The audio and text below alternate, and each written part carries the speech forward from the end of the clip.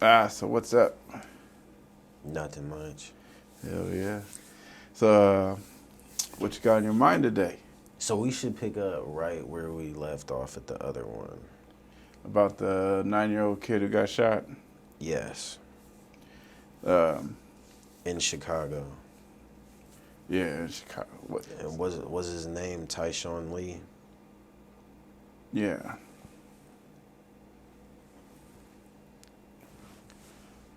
So that what people may be shocked by that story where the killer wanted to torture him and murder him because he was beefing with his dad, but that's completely normal behavior in the hood.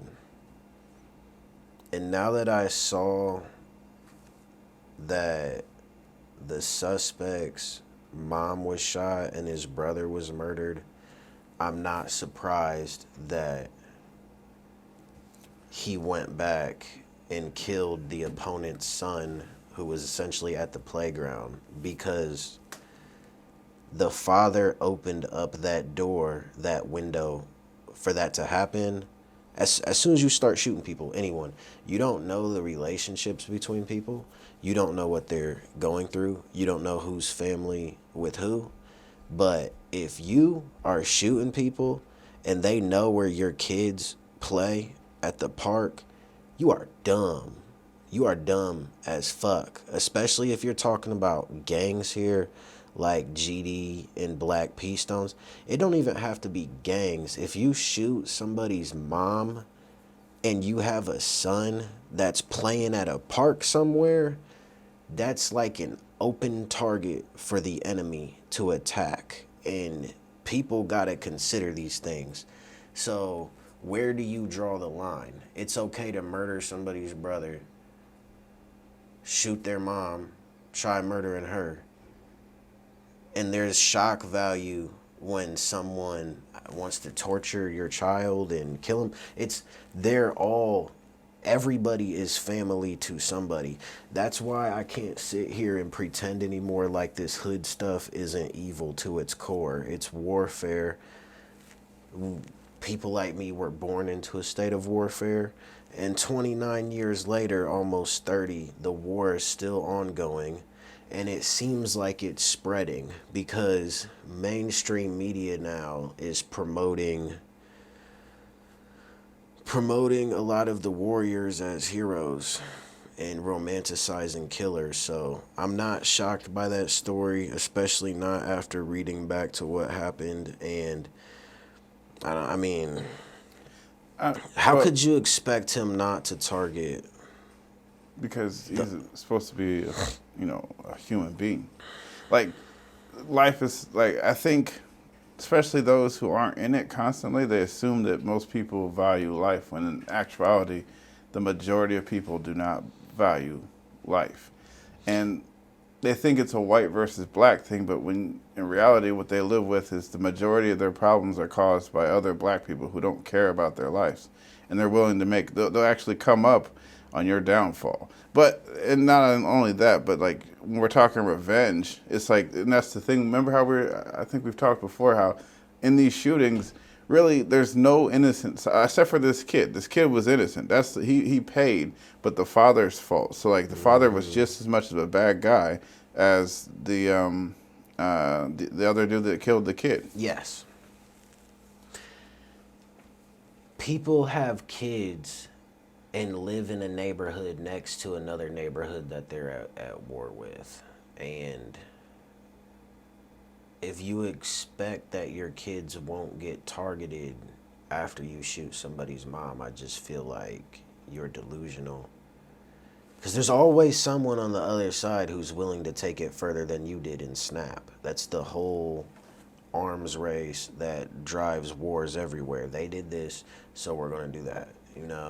On a national scale, we had the Geneva Convention. You can't use chemical warfare on your opponents, Yeah. when we used to fight in battle lines and trenches and spray gas and flamethrowers at each other. Imagine the hell imagine wearing a gas mask. It's uncomfortable. You remember being in the Army, the gas chamber? Yeah. Imagine having to sit there for days in a fucking gas mask, and if you take it off, something horrible is going to happen. Just imagine us in trenches, standing across from the enemy with flamethrowers, chemical weapons, grenades, and bullets. Bolt action, firearms. Gatling guns, fucking airstrikes, tanks. And the way they had to, artillery. The way they had to fight warfare back then, too. Like, having to come out of the trench in waves, knowing that there's a machine gun probably at the other side. And you got to run straight forward.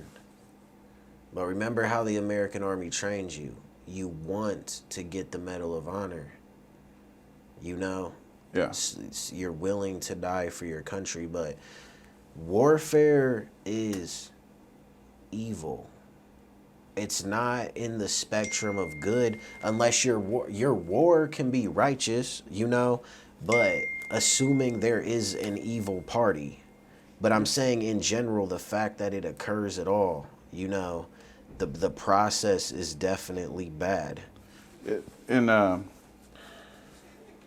mean, the war we see is mainly, I mean, you could liken it to guerrilla warfare, I guess. I mean, not talking about the war in the hood. Yeah, yeah, it's not about warfare. There's no like sides taken, and and then having these large battles. Like very rarely do you see like an actual shootout where they're sitting there for any it's not a drive-by, but it's people sitting there shooting at each other, for any long period of time. It happens, but it's not normal.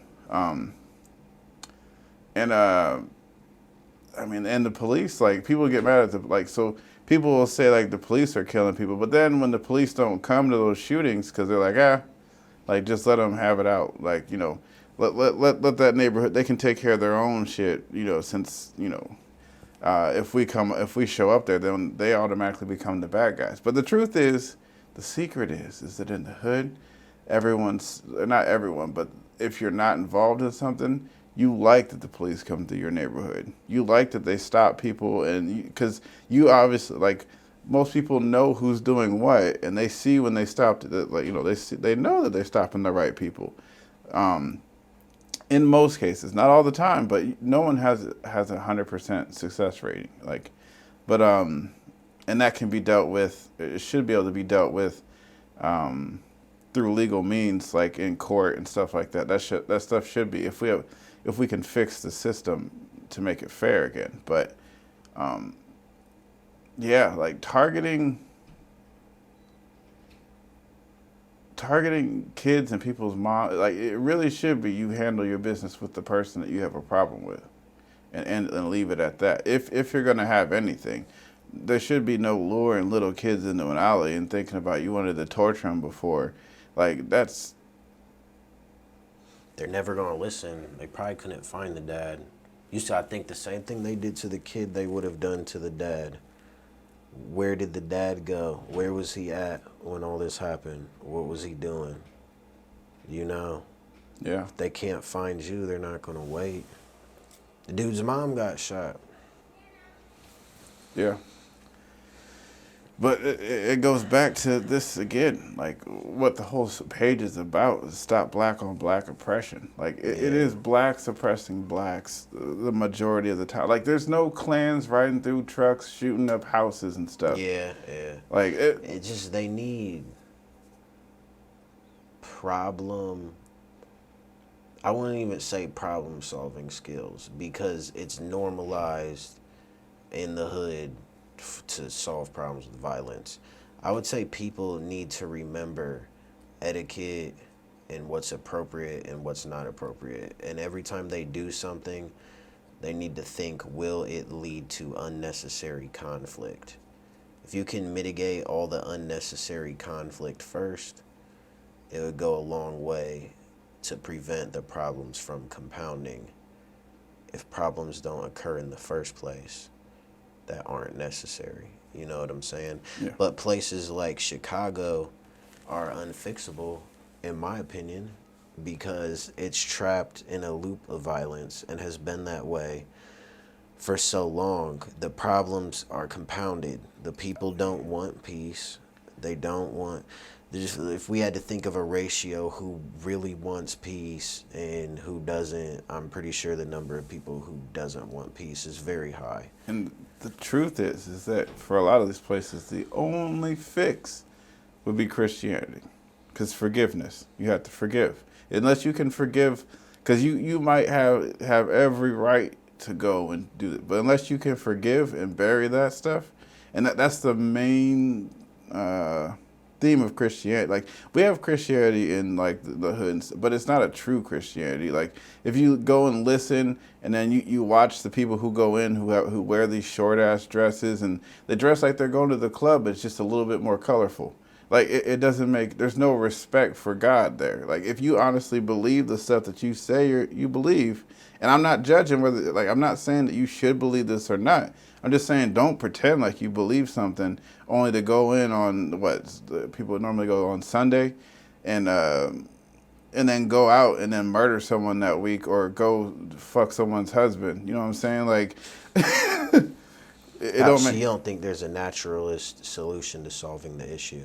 I mean, I'll put it like this. I think if you have to borrow ideas. I mean, it's not even borrowing ideas. It is borrowing ideas from religion, because those were the first places that came up with the first vehicle by which these were pushed through, right?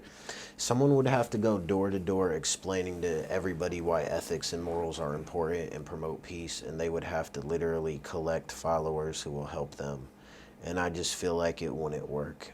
I feel like it's unsavable. And people might get mad at that, but if they're mad at that, go save it. Go there and save it and prove us wrong. But I guarantee 10 years from now, we'll be going through the same thing in that place. The exact same thing. It's too big of an area that is too corrupted by violence. And if people don't start thinking about this stuff now, it may come to engulf the entirety of America. Unless Chicago becomes a conservative city. I think if it was ran by, maybe not just Republicans, it has to be a conservatives with conservative ideas that allow. But how would the government convince all those people to stop? It doesn't have to. Wealth does. Like, you think it bring wealth? I don't think it's about wealth anymore, though. I do not think it's about wealth anymore. I think the violence has become cultural. Oh, I believe it's cultural as well. But I think when you start providing more opportunities for people, and it's not like, think about living in Indiana versus Chicago. The amount of money you have to make to actually be even middle class. But see, we have the same problems in Indiana with violence. We do, but it's not quite as vast. It's not quite as vast because there's not 1 million. It's more concentrated in an area. But you think. But we don't have an area with like 1 million ghetto residents. That's true. We don't have a single one. But see, that's the thing. Is the bigger this, like, it's you have a big huge. there's it's more a lot of area resources to too, like manpower. And if you free up that manpower to be able to pursue where they want to go, man, I would tell them retreat, go somewhere else, and don't bring your violent mentality with you when you go, or you'll collapse the next area. I mean, it's true. Culture has to change. That's why I think, again, like, one of the biggest things we've seen for changing culture is Christianity. Like, whatever. I'm not talking about denomination. I'm talking about like biblical Christianity. Like, even the atheist Matthew, was it Parris or it's Matthew something? I have to look. He talked about how the only fix for Africa was Christianity and not the humanist organizations that go there and do that. He said that, like, for some reason, and he was an atheist. He said that's one of the things. He was an atheist, and he said this. He was an all-out. But atheist. do you think you could convert Chicago residents to Christianity? I think a lot of them you don't have to convert. I think a lot of them already have a basic framework in there. It just isn't. Like, think about when you think of black preachers, what do you think of? Black preachers. I always thought black church was a joke when I was, you know what I'm saying, growing up. But that's because I had to go to Catholic church. But I went to a predominantly black Catholic school, but we never thought of Catholic church as black church. You know what I'm saying? Yeah. We thought of like Baptist and Methodist and stuff. Well, You know. like in the movies, like where they're like, why the preacher got to have don't ask why the preacher got to have a nice car. Like, don't ask Yeah. why I'm Oh, wearing. I think of prosperity preaching. Yeah. Yeah, like it's like they're there to take advantage of you, and they give them. I'm not saying this about all black churches, but I'm just saying that if that is stereotypes do have power to them because there is truth in there somewhere. You know what I'm saying? Like, and then the funny thing is about like the whole black community is this thing about being what I like to call ethnically black. What is ethnically black today? Is a stereotype, and they expect you to stay in that stereotype because if you deviate even a little bit, like it could just be on little things, you all of a sudden become an Uncle Tom, or you're not black enough, or like it's that same mentality. Like, but you're right, it's a culture, and it's all culture. And this is why the system I talk about, the hood system. That's the main staple. It's like the Holy Spirit equivalent. In culture, like is hood culture, because it possesses people. So even like those white boys that want to live that hood life because they don't understand, like it's not a good life. We used to see dudes like that and would attack them or be, I guess, mad or angry. Like, why do these white dudes want to live like us for whatever reason? But it's like, if you are not from that sort of lifestyle and you're pursuing it, it's dumb. So why would you want to move backwards? You're willingly going from peace to warfare, you know? Yeah. And a lot of us are trying to get our people from warfare to peace, and then people want to move backwards. But if I had the option, I would trade the hood culture to that group of people and let us get the peace and safety, you know? And you guys can go be some warriors and kill each other and, you know, go to jail and do that thing while we go fishing. And But I think like you have to mature to a certain level before you want the peace and like. It's like remember I was talking like that news channel 15 that I commented on about, and I posted our video on there, and there's that black chick that was like, I thought Fort Wayne was only like this thing about like, oh well, you know, where people want to like, they want to say their city's harder or more hood or whatever to gain popularity or cool points or whatever. Yeah, it's so toxic and enforces all the negative stuff more. That woman, just being real, I would pull up and kill her with no hesitation. Zero. You know what I'm saying? Zero. And most people I know from the streets would kill her with no hesitation. Like none. No type of second thought, no nothing. Just, oh, you said that, you know what I'm saying? Yeah. Like, and I'm not talking about like some rap song where it's said and it never happens. I mean, a motherfucker will really put a gun on her head and bust it like a fucking melon, and it'll leak, and then laugh about it, and that's just one more kill, you know? So talking like that is just stupid. It's not productive at all. It drives that sort of competition, and in the hood, people want to compete by killing people, you know? And you're right. You do get credit. Like it does give you a certain status. Like making people afraid of you is not only is it necessary because of the way the system is, but it also gives you popularity points as well if you want, or a poll. You could, what would you say? What is it? It gives you I guess a credit, but there's tons of words you could use for it. But it basically allows you to get in places, do things, not have to face puts fear in your enemies. You don't have to worry as much about your enemies because they know that if they mess with you, something is probably going to happen. Yeah, they know there's a bubble. Because if you're weaker, they completely violate you every chance they get. And even if you are strong, some of your enemies will still try to violate you anyway. You know what I'm saying?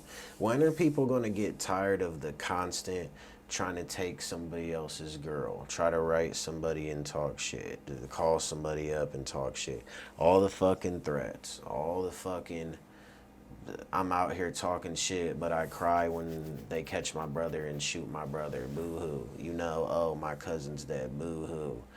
I got into some beef with some motherfuckers, or I ran off on some money, now they smoke my mom. When are people going to get tired of all the funerals, all the fake ass RIPs on Facebook? You know T-shirts. What I'm saying? Yeah, all the t-shirts with the dude on. When are people going to start treating each other better and staying away from that so it doesn't lead to these sort of scenarios? Because with what people are promoting and doing, it's leading to these sort of scenarios. Inevitably, most people you see in pictures with me are dead by now. Which, I mean, and it's unfortunate. And it's not just yours. That I mean, I think we can think of several other cases where we can find people in pictures, and then we start looking at who's around them, and then most of them are gone too. Are dead, yes, or in prison. So, when are people going to get tired of this and decide, hey, we need to work together? Because at this state, really, the hood is a subculture within the greater American culture. And if those greater American systems crumbled and failed, the entire hood would go extinct and everybody in it would die. Because we don't know how to run our own nation. And the most important aspect of running a nation is establishing peace, not warfare, so you can build in a golden age of hope and prosperity where you don't got to worry about someone kicking down your door and shooting you in the chest, you know? But people don't want to accept this fact. If you stripped away all the other Americans and just left the hood, we would crumble or get genocided by another country that's not going to put up with this fucking bullshit, or be enslaved. You know what I'm saying? It wouldn't be beneficial. That'd be like looking at an ant colony and you open it up and the ants are just in there fighting and killing each other 24/7. It's not going to survive against the pressures of the universe. And people like to, so much emphasis is focused on like white people because they're, you know, they're keeping us from getting the riches and stuff like this. They're keeping us from the economics and all, like being able to be economically sound as well. Like no one's keeping you from anything. Like at the end of the day, you have each with every new generation of small kids, you have another chance to create a prosperous nation, because it comes down to knowledge and how you train your kids. Like, because once they learn, like if you bring your kids up to take care of their family, and you teach them like just math. If they know good math, that's when they can get basic accounting. Like these are the kind of things. Teach them how to take care of their bills.